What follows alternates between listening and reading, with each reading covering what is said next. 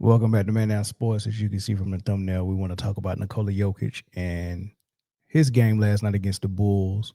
I kind of want to break down some film. So this, there's gonna be some clips. Y'all catching me before I go to work. So y'all get to see me in my and some of my casual gear, right? Not just my t-shirts, but um I make sure y'all hit the like button on your way in as well. Make sure y'all leave a comment, share the feed as well. Let's get some people in here to watch this, man. I'm not gonna be long. I just want to go over some stuff with Nikola Jokic, and right now a lot of platforms got him number one on the MVP ladder, and it was basically coming from that 55-point game that he had in three quarters, which was by their terms they used the word efficient. It was he shot the ball well, high field goal percentage. He played only three quarters and all that good stuff. And it was a good performance, no doubt about it. I praised him for it as well. It was phenomenal, very good performance. But I think a lot of people went a little bit too far with it. Like Kendrick Perkins saying something like this look better than everything I seen Hakeem do. And I mean, I just don't understand how we're so easily forgetting about the defensive end on the court, how we're falling in love with stats like it is a goal or achievement for most players. Most players that are top 10 players, even I mean, you can even go to top 25. These players want to win so bad, right? They do anything for it, right? And most of the time when you really want to win, you understand how important defense is and how important it is for your best player to contribute on the end, if not lead on the end. Most of these top 10 players either contributed on their end at a high level. Those would be the players like Larry Bird. I think Larry Bird defended very well for someone who didn't have all the attributes to be a great defender. He wasn't a slouch. He wasn't a pushover. You could rely on him to stop his man, stay in front of his man, move his puppies, move his feet, play physical, give up some of his fouls. Like that is important. Like people don't understand how important it is to use some of them fouls. Like, I just don't like to see people that think they're so important that they got to give up a layup because they can't afford to give up a foul. Right. I mean, I think Nikola Jokic finished tonight with only two fouls. You got six of them. Right. So he finished tonight with only two fouls, and you're going to see how many layups he gave up. And I'm like, man, one of them could have been a foul. Like you got to make them earn it.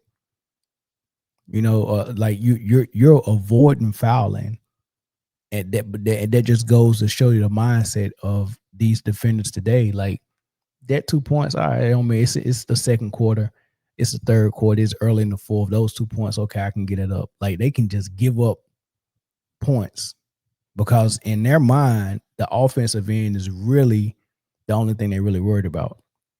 Now, I'm gonna show you some of this stuff, right? So, just before I even get started, man, Hakeem Olajuwon is a dominant scorer, a dominant offensive player, period, but mostly a dominant scorer, and he was a dominant defender. He was elite at scoring. He was elite defending. He was elite protecting the rim. He was elite shot blocking. He was elite moving his feet. He was elite help rotation. I mean, it don't matter what it is, double teams, guarding another center in the post. It don't matter what it is, weak side shot blocking, stealing the ball. Like he was just an elite defender. And I would rather take the combination of an elite scorer and an elite defender in my best player than the combination of subpar defender, elite scorer, but also elite passer. Right? Elite passer and elite scorer, no defense. Like I just don't understand how people are accepting that. Elite scorer, elite assist guy who also is a big man. So that means he's going to get double-digit rebounds. So now he's a triple-double threat. Right? I just I just don't like that combination. I don't like my number one scorer being my number one assist guy. I like it to be separate roles played by separate players. You know, if Tim Duncan is the guy I'm relying on for points, it's a good idea to have Tony Parker run the offense. Let him get the assist. You know why? If Chris Webber is relied upon for points, and as great of a passer Chris Webber was, one of the with Vlade Divac, Chris Webber, Nikola Jokic, Larry Bird, Arvydas Sabonis. Those are some of the best big man passers of all time that we've seen. None of them ran point guard or point forward. Every now and then that they go coast to coast with the ball, sure. Shaq did that. David Robinson did that. But at no point were they the point forward and they took the assist and the primary distribution away from their point guard. At no point. And Chris Webber and Divac was in that Princeton offense in Sacramento where they passed a lot out of the high post, a lot of passing. But Bibby was still the point guard. Jason Williams, White Chocolate, was still the point guard. Bobby Jackson off the bench was still the point guard. Even Doug Christie brought the ball up and did some distribution. As great of passers as Vlade Divac and Chris Webber was, they still didn't take that role away. Now, what would it have looked like if Chris Webber would have been like, nah, I'm gonna play point forward? If he would have done that before Jokic done that, he would have been a triple double king because he was definitely getting 24 and 10 every night. And he was getting about 5 assists because, they passed the ball in that Princeton offense a lot. But it was a collective effort of Vlade passing sometimes, Chris passing sometimes, Jason Williams passing sometimes, Doug Christie passing sometimes. And then when Jay Will left, it was Bibby, right? So it was a collective effort. Everyone was able to make plays for themselves and others. It was an equal opportunity distribution system. And that's what I like, right? Last thing I say before I get into some of this footage, I looked at the numbers for this game, and the Bulls absolutely. I mean, well, my magic number for assists for a team is 30 plus. I feel like if a team is getting 30 plus assists, then they're distributing the ball pretty good at a high level, right? I like to see about 30 assists. So I think the team assist is more important than your best player assist. Now, Denver has been doing phenomenal with that this season. I think they're ranked number 1 in team assists. So there's no criticism from me about Jokic being the primary assist guy because he's able to get his 10 or 11 assists, but Jamal Murray as the point guard is still been able to get about 5 to 6. I'll probably say 6 assists as well. So it's been pretty good this season. I've been critical over the past seasons, but this season they're number 1 so far in the first 12, 13 games. They could change. But it reared its ugly head tonight because while the Bulls had 10 people who assisted the ball tonight, it was 10 people that played that it had at least 1 assist for the Bulls. A lot of people with more than 5 assists. Nobody had more than 10, I don't think, but there was a couple that had 5, 6, 4, 2, 1, but it was 10 people that assisted the ball, right? On the Nuggets, there was only 4 people who assisted the ball. It was Jokic with 13. Murray had 4. So the 6 that Murray usually get, he wasn't even getting. And I watched that game twice, right? I watched it in real time, then I went back and watched it from start to finish with, fast forward between the breaks, just to make sure I saw what I saw. And I would say that Jokic, even after a made basket and fast breaks, Jokic brought the ball up the floor probably 75% of the time.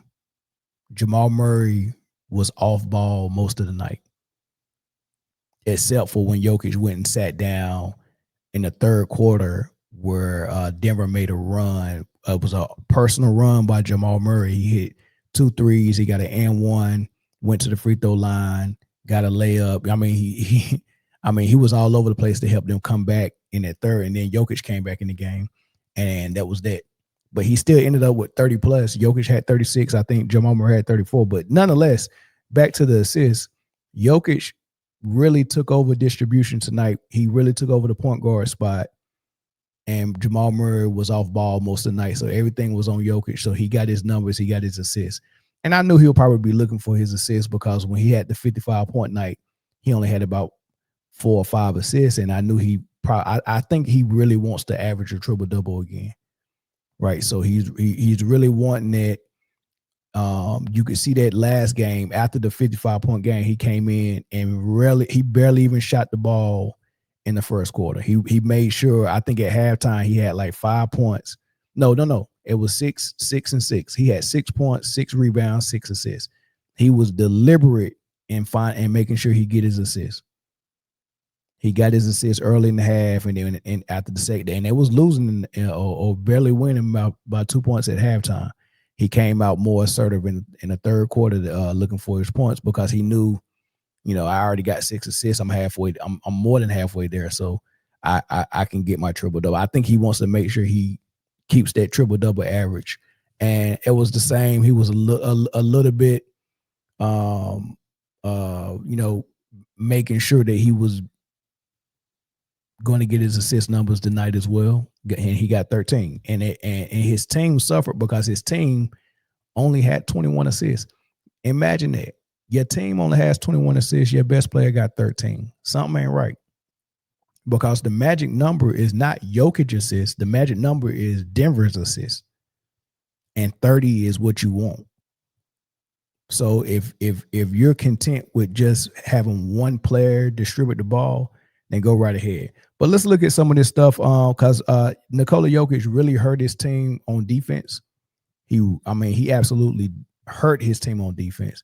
And I'm going to show you some of that, right? His defense was so bad tonight that Denver had to drop into a zone for most of the night. So on top of him playing point guard all night, on defense, they had to play zone to protect him from being attacked. Like, they had to drop in the zone to help this dude. And the crazy thing about it is he was even lazy in the zone. You're going to see Jamal Murray body language like, dude, I don't know what to do. Like, a couple of times he tried to say it was his fault, but, it probably was because the way they philosophy is similar to how Dallas had it for Luka, where you would hear J Kidd after in the post game say, we got to protect Luka more. Like, these guys are so bad defensively. Their coaches are scheming ways to protect them. Like, hey, we're not going to let you guard anyone who's dribble penetration or who's penetrating to the rim. Like, and in Jokic's case, he's a 7-footer. He's the last line of defense as a center. He's supposed to be protecting the rim. And most teams that play zone,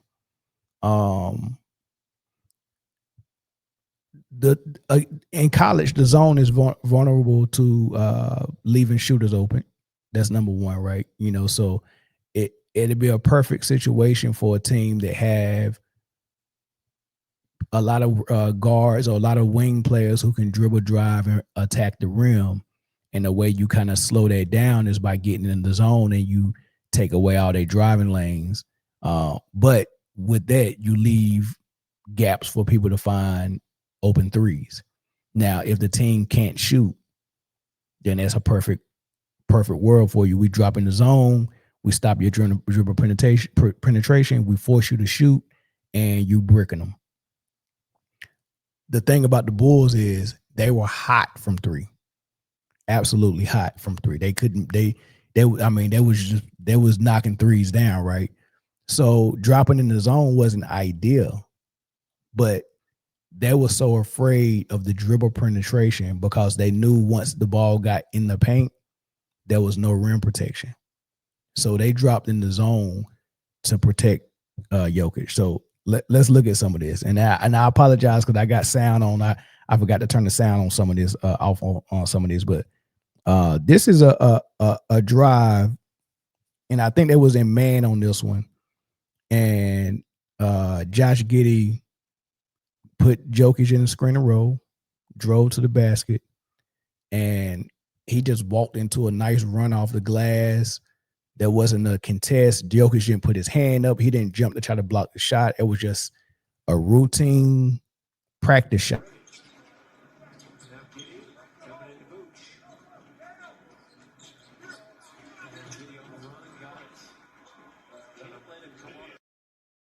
Just routine, right? I mean, I like just think about this. This is just this.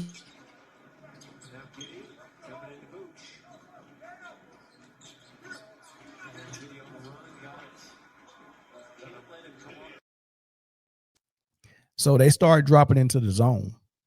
They dropped into the zone.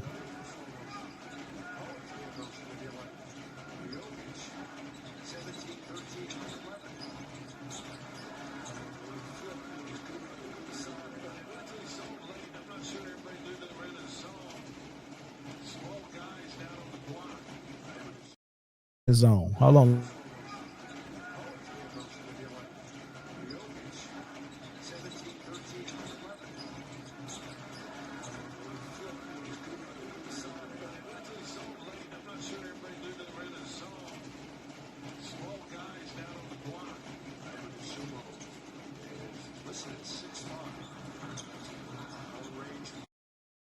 As I just showed you, that was Giddy and the other kid, I can't pronounce his name.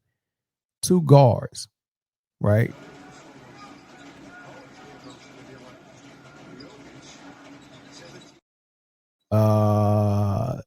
Then while they was in the zone,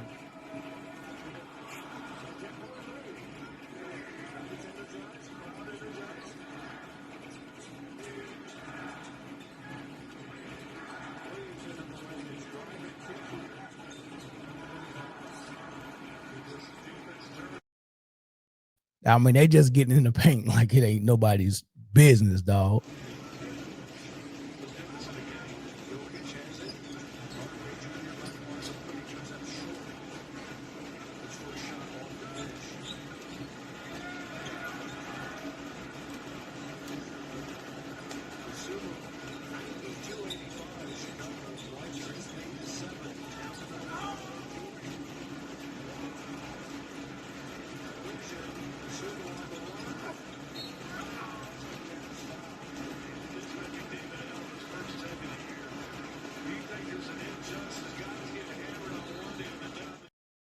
Was just licking their chops like, oh my God, I can't wait to drive to the hole. I mean, they don't even fear nothing. These are little guards. They don't fear. These ain't high rises like Aaron Gordon going into the dunk on nobody. These are little guards just like, man, I'm just going down here because if I jump, I know he ain't jumping.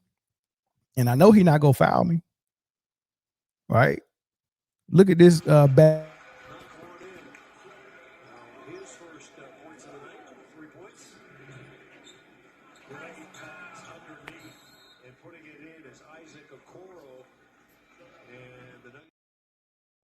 Jokic, the one that's not guarding nobody, right? So if you look at this back,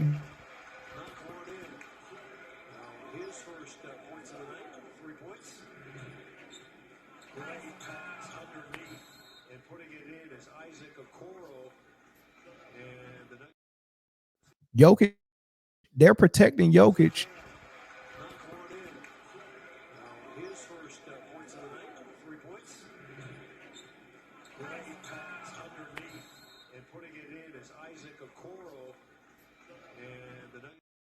All the other four guys on the court have to guard five guys while Jokic just float.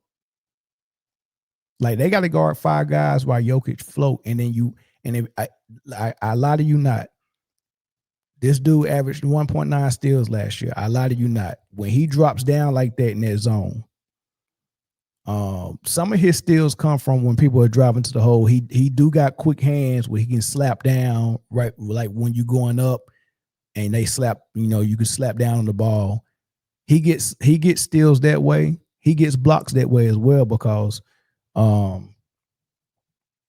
some reason, some people like to record that as a block.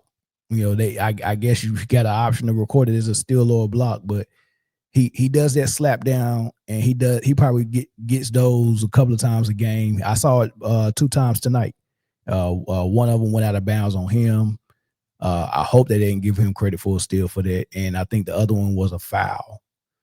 Right. So, but sometimes he might get that steal and record that steal. But for the most part, when he drops down in that zone and the team Denver is really playing good, decent defense, a lot of times people are slapping the ball away from their man, and it's going right to Jokic while he's like playing free safety.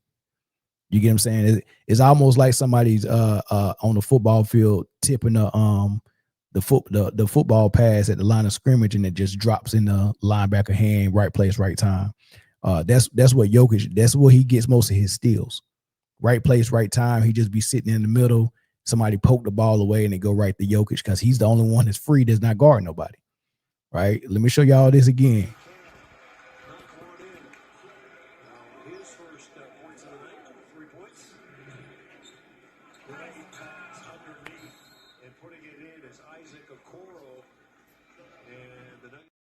When he did the back door, it ain't like Jokic go come down there and block it, right?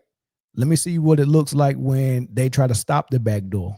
They try to stop the back door in that zone. Jokic not guard nobody again, but this time they give up the.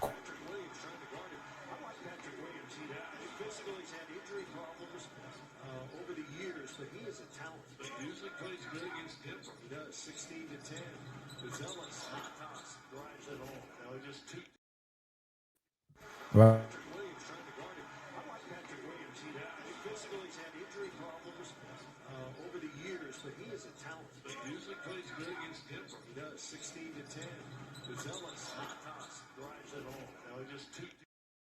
To guard nobody, because if we play man to man, they're gonna put Jokic in the screen and roll, and they're gonna make him defend on the perimeter, and we're gonna give up layups that way.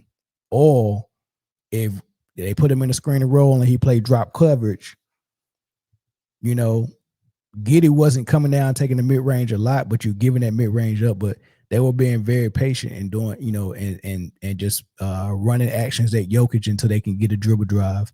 And they knew once they got to the paint, there wasn't gonna be no contest on their shot. So they was trying to avoid that by playing zone. And was like, well, we're not gonna let you put Jokic in those screen actions. We just go hide him and put him in the paint, and he'll just stand there, and we'll just let the other 4 guys try to guard y'all. Bad move, right? Hit them again.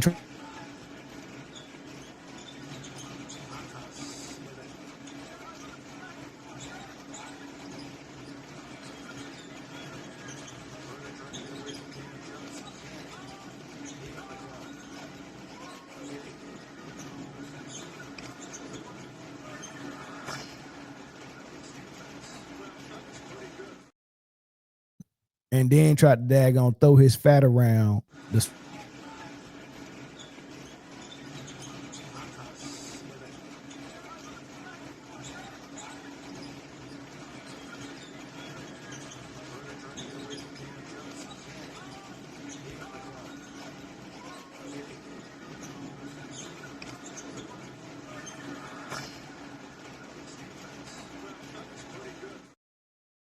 Is if we put Jokic in enough actions, we would get a layup. We just got to look for Jokic and keep finding him and see what we can get. We want to get something, right? Right. Then he was running point pretty much the whole game, which pisses me off because Jamal Murray is.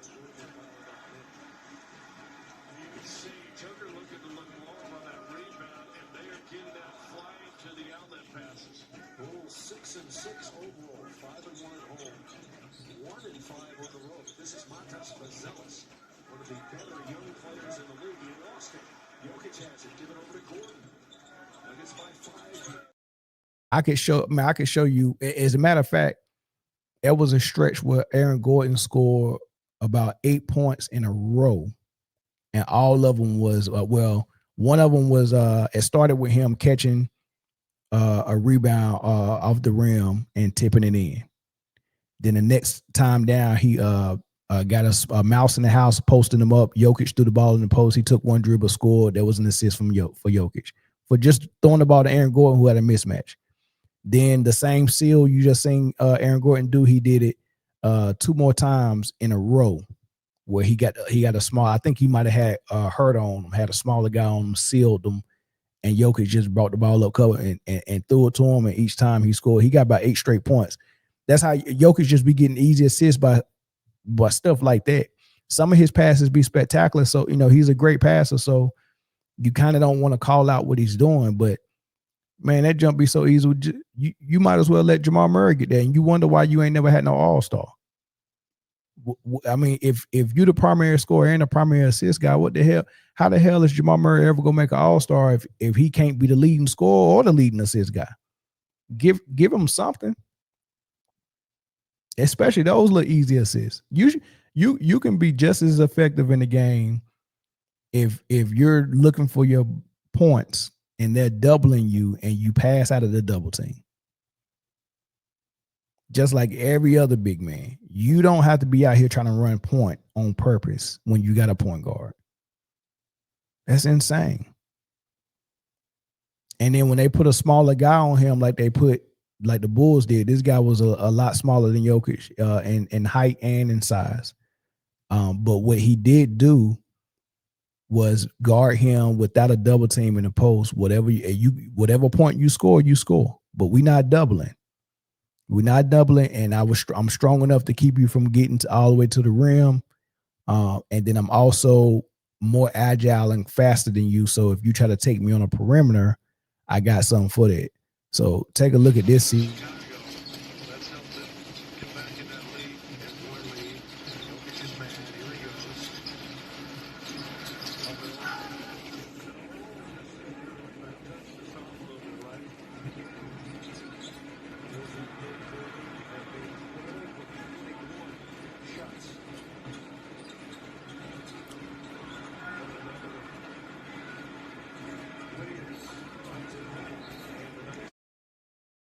They got to get a ball to a 7-foot center that plays point fat or fat forward or fat guard, whatever they play. Give it to him on the perimeter so he can try to take. I'm like, come on, dog. Like I would hate to be a guard, or I would hate to be anybody in this system. They probably only have fun when it's actually really working well.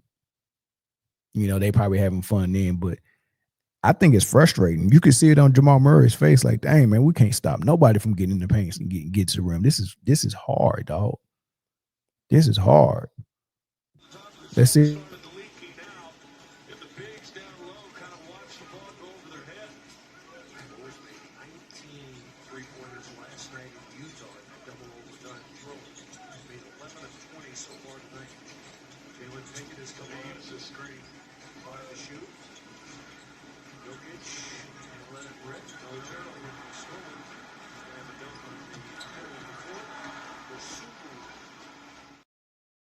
Hard. And then when you start to defend him really well, that's when he starts full.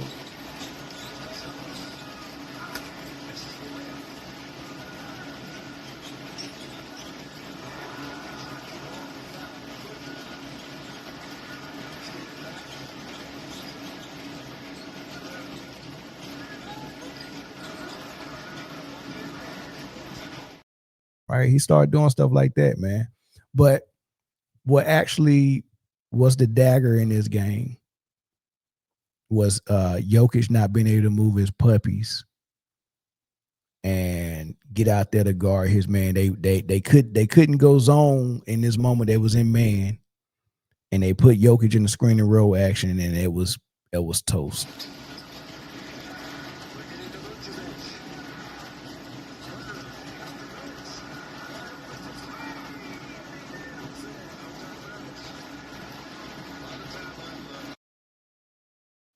Right. while they was going offense, defense, when it get late in the game and they start going offense, defense, because they calling timeouts after each possession. Listen to what the commentator said, and I want y'all to ask yourself: should an MVP be such a liability on defense that when you go offense, defense at the end of the game, the MVP goes to the bench? Think about that. Well, Jokic out of the game, as Scott mentioned.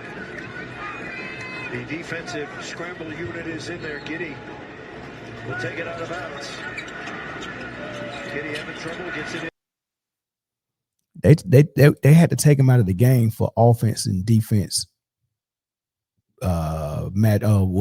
Just whatever they call it when you go offense, defense. They had to take him out of the game just so they can have a good defensive possession, dog. And it wasn't because they was fouling and they didn't want him to pick up no fouls. He only had 2 fouls the whole game. He may have got the 3. But for most of the game, he only had 2 fouls. So it wasn't that. And then Aaron Gordon is the one who had 5 fouls because Aaron Gordon has to guard everything. Peyton Watson and Aaron Gordon are responsible for all the blocks and rim protection in that defense. The guards, this is how crazy it is for Aaron Gordon.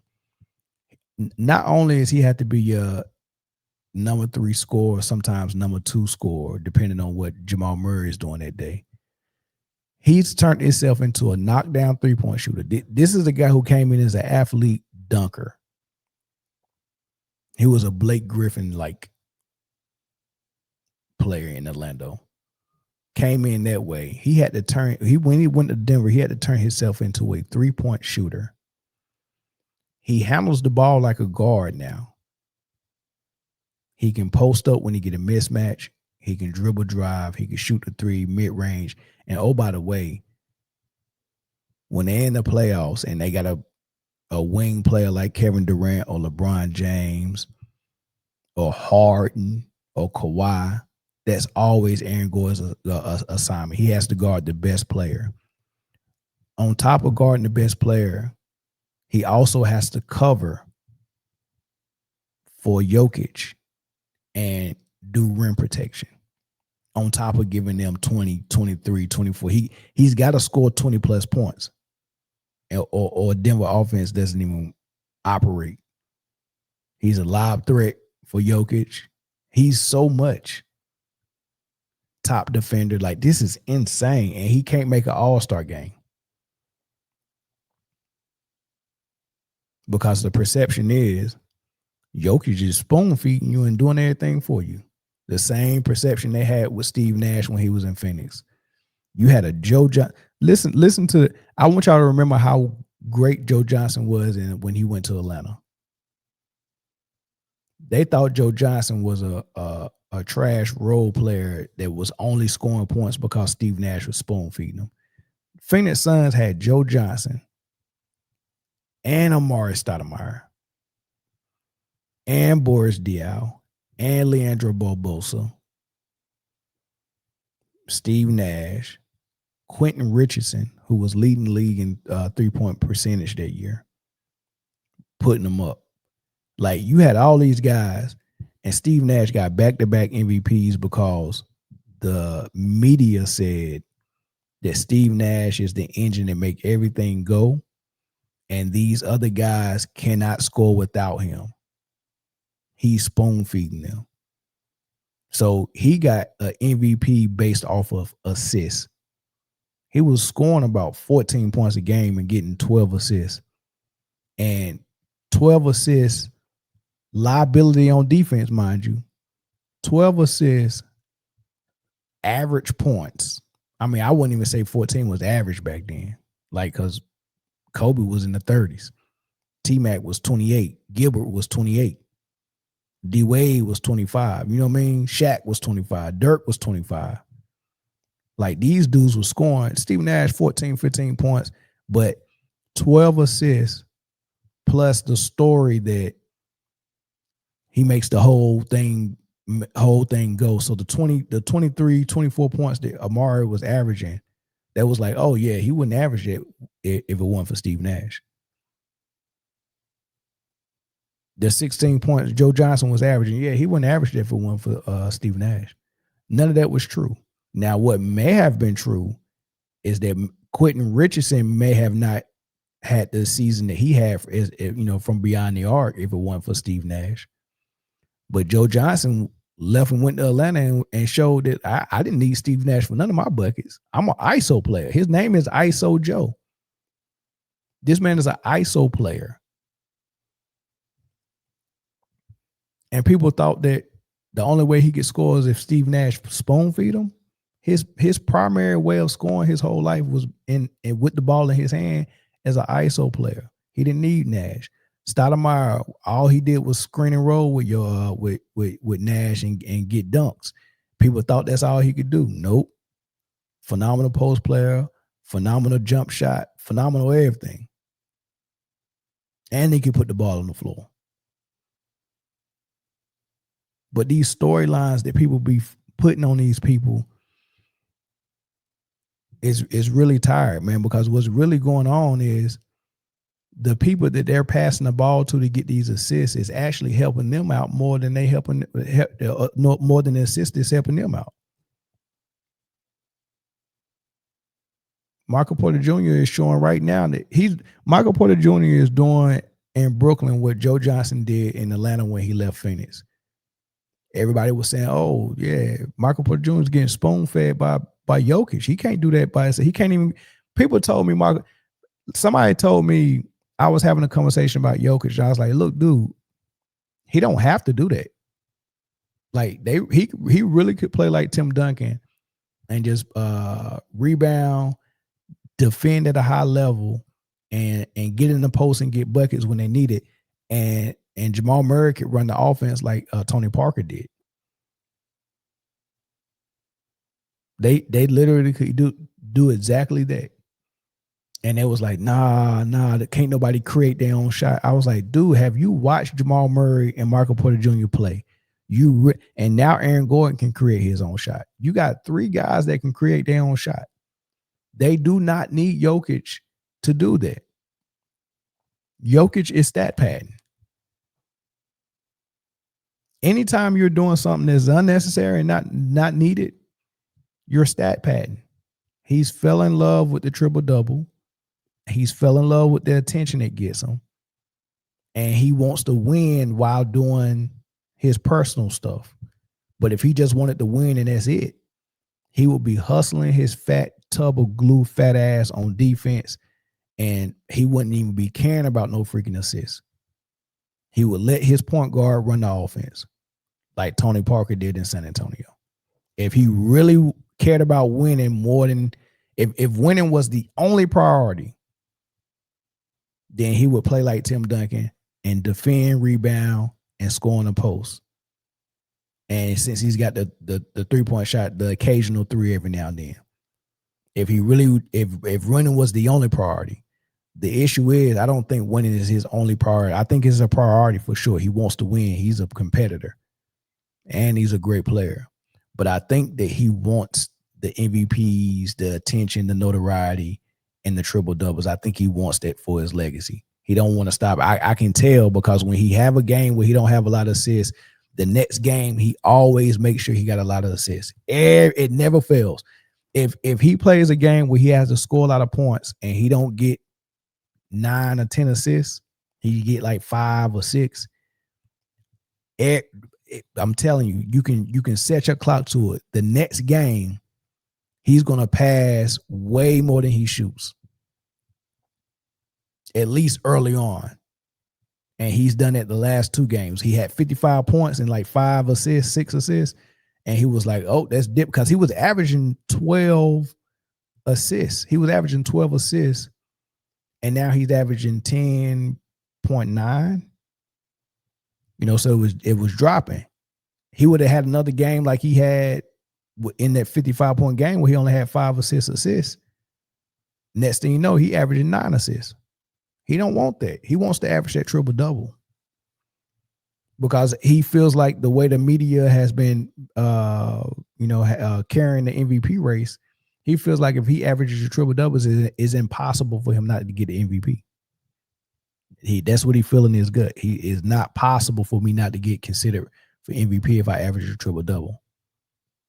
But he knows if he don't average a triple double, they don't have that ammo to go fight for him. And you got this man in OKC with the best record in the league, who plays lockdown defense and who scores at an elite level. How do you beat that? How do you beat the guy who's aesthetically pleasing, who looks good the way he plays? His shot is beautiful. He locks down on defense. His team got the best defense in the league. They got like the top 4 offense in the league, the best record in the league. And after Luka, he's scoring the most points. Yeah, he actually got the most points overall in the league. But as far as averages, I think Luka is 1. He might be 2. How do you beat that? I have to average a triple double, and that's what he's doing. That's what he's doing, man. But yeah, hey, y'all gonna have to miss me with that top 5 center of all time and anywhere close to David Robinson, Hakeem Olajuwon, and those guys. I mean, Kareem, Wilt, no, he's not. He's them dudes defended. You would have to name all the top centers who played defense or both ends of the floor. I think the only one who, and I wouldn't even say Bill Russell didn't play both ends. I mean, we know he played defense, but as far as offense, he had a lot of scores on his team. He didn't have to put up a lot of points, but he was good offensively as well. You know, as good as Jokic is. I mean, as good as Giannis is, at least. I mean, imagine Giannis. Giannis might be kind of like Bill Russell. You know, so I would give him credit for being a two-way player. But other than that, for all the centers, for all of them who play the butter rim and block shots and can move their feet and stay in front of somebody and guard the post and all that, and who cared about defense, somebody like who cared, like to see somebody in the paint just dribbling and having fun down there and taking shots, you got to have an attitude where that can't happen. Well, I don't know how Jokic got the attitude, well, that's okay. And if they get those buckets, somebody else did something wrong by letting them come down here. I ain't gonna foul them. I ain't gonna hard foul them. I ain't gonna use one of my fouls. I ain't even gonna jump to block the shot. Most times, I'm not even gonna put my hands up. So it's impossible for offense to be 50% of the game and defense to be 50% of the game, and have a center in history who played both ends on the elite level and tell me that it's a center that's playing now that's only playing one end at an elite level, and the other end he's a liability for his team and hurts his team. And I'm going to say that he's better than this guy like Hakeem Olajuwon or David Robinson or Patrick Ewing or Kareem or Wilt or Bill because of stats. If Hakeem Olajuwon,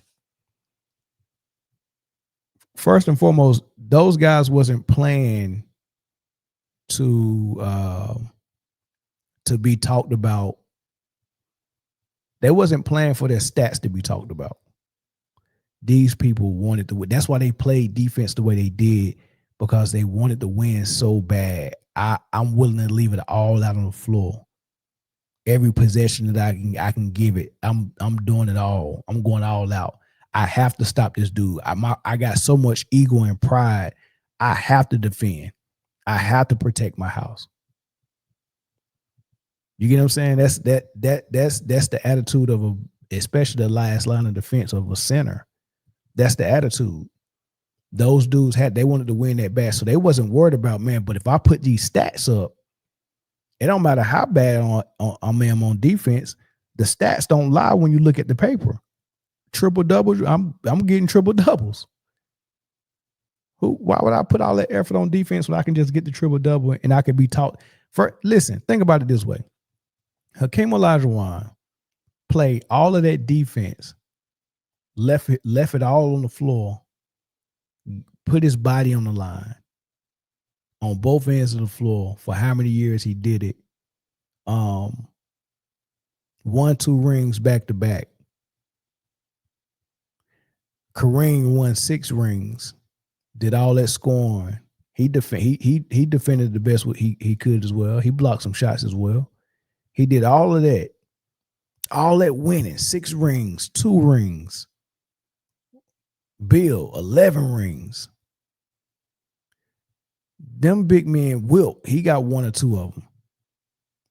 These big men did all of that defense, all of that scoring, all of that winning rings, just for later on for someone in their position to say, well, I don't want to play defense like that, but I can go get these stats and they go put me right in the same category with Kareem with 6 rings. Like, they're seriously saying, Jokic, your 1 ring is okay because you got stats. So we're going to take you and your stats and your 1 ring and put you right there on the same level with Kareem with 6 rings in the NBA and 3 rings in college and 4 rings in high school.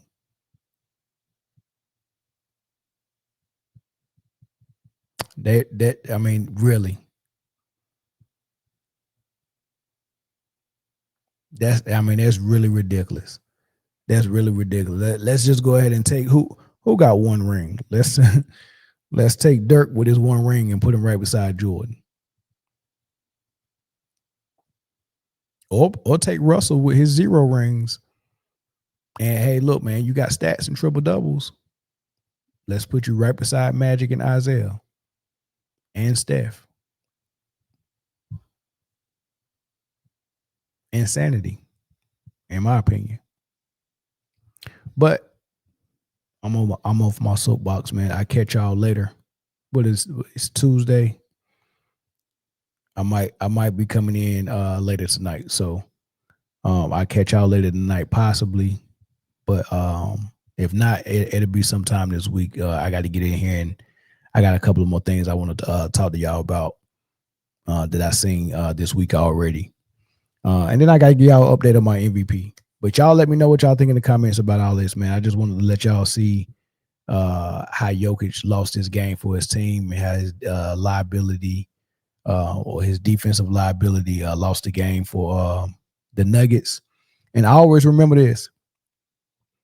You got players like Wemby who missing games now again, calf strain. He missed half of the season last year. You know, you got a lot of players going down with injury. Paul George just came back. Embiid is in and out of the lineup. And you hear people always say the best ability is availability. And you got to be available for your team, right? And Jokic hasn't missed a game. He is available. But I will leave you with this. And I want y'all to remember this.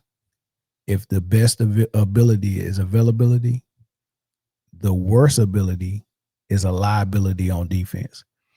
And Jokic is a liability on defense, right? So that's exactly what he is. He got to get that together. But all right, man, I'll catch y'all later. Peace.